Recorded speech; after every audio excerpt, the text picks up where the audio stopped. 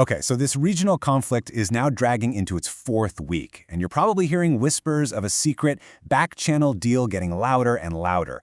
Today, we're going to break down a reported 15-point proposal that could, just maybe, pull everyone back from the brink. So let's dive into what's actually on the table. So, why is this such a huge deal right now? Honestly, it kind of boils down to this one number. Oil prices have been pushing $100 a barrel. And that sends a direct economic shockwave from the region right across the entire globe. And look, this is not just about what you're paying at the pump.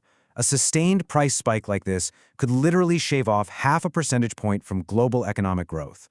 That's a massive hit that ripples through everything: supply chains, businesses, and yeah, your own budget.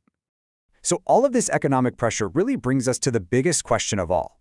With tensions this incredibly high, can diplomacy actually work? I mean, is there a realistic way out of this?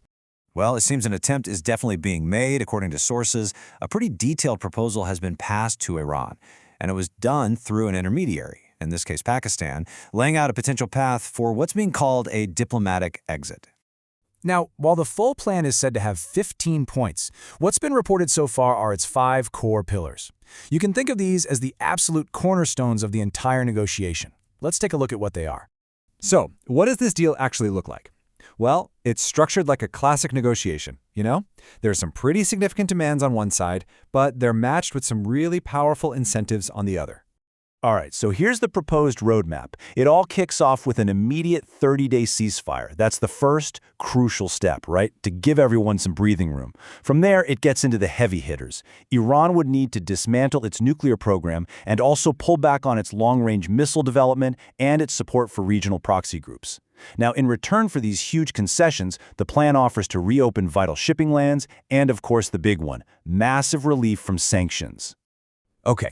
Let's get into the nitty-gritty, because the details here are everything. The demands are extensive. We're talking about the complete dismantling of Iran's key nuclear facilities, then putting hard limits on their ballistic missiles, a major security worry for the whole region. Next, a big one, cutting off support for proxy groups, which means stopping aid to allied militias in neighboring countries. And finally, reopening the Strait of Hormuz, which is a critical choke point for a massive amount of the world's oil.